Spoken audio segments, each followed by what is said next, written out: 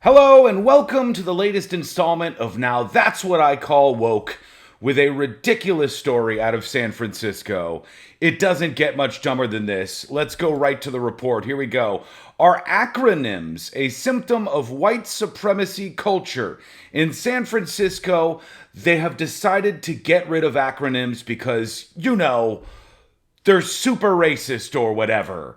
And this story is just unbelievable. So let's get into some of the report here from ABC7 in San Francisco. The director of that department said we are prioritizing anti-racist arts instruction in our work. So they got rid of the acronym VAPA, which is short for Visual and Performing Arts. From now on, they'll simply be called SFUSD Arts Department. Ooh, and don't call it SFUSTA Arts Department because that's an acronym back in action again. Acronyms are racist. This is the new thing. Why? Because some people might not understand English and they won't understand the acronym or something.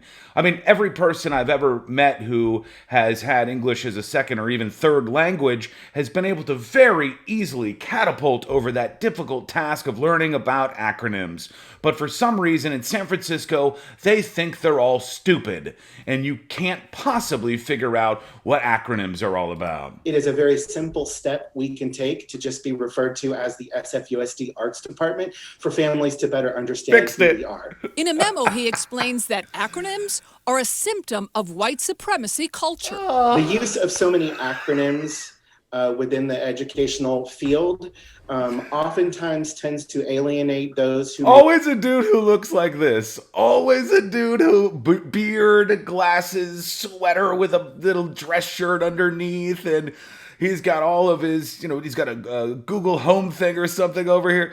Always this kind of looking dude who's saving the world. It's just a little step that we can take to make things more... No one cares. You're not doing anything. It's performative nonsense. And you're just trying to find the next thing that you can blame on all the bad things that happen in the world. And that this time they've landed on acronym. They spun the wheel, and the thing to blame things on is acronyms. Maybe don't speak English to understand those acronyms. That's based on a 1999 paper written by author Tema Okun titled White Supremacy Culture. Great. Okun told me that our culture perpetuates racism when things continue to be written down in a certain way. Yet the San Francisco Unified School District... What did that say? Let me go back to that quote. Our culture perpetuates racism when things continue to be written down in a certain way. Writing is racist. This is so stupid. When things continue to be written down in a certain way. Yet the San Francisco Unified School District uses so many acronyms on a daily basis that LOL. if you go to their website, there's a section that tells you how to find out what their acronyms or abbreviations mean. She's got the scroll rollout going on. Look how many acronyms we have. Or abbreviations mean. When we asked Mayor London Breed for her opinion, she was confused and thought we were asking her about the issue of renaming schools. Oh, yeah, I'm sorry. I thought this was still Now That's What I Call Woke Volume 68.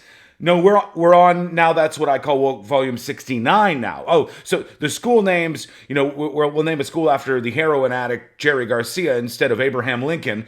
And now that's all fixed, so let's move on to the next big problem of acronyms. Definitely need to have a robust conversation about what we need to do, but not a rushed conversation. So does that mean that the acronym SODA, which stands for School of the Arts, should now be called the Ruth Asawa School? Period? Fix. In the same spirit of getting rid of acronyms, I do believe in calling it Ruth Asawa. The school district told me there is no official policy or effort underway related to acronyms district-wide. This is what happens when stupid people are in charge, when stupid people have cultural power. When stupid people have the reins of the horse, this is what you get. You get somebody who has found the most important thing is that we get rid of acronyms. What do you think? Are they right? Are acronyms racist? Or is this another example of the woke movement on the left going too far.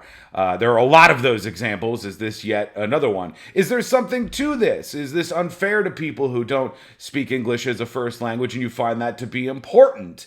No matter what you think, do let me know.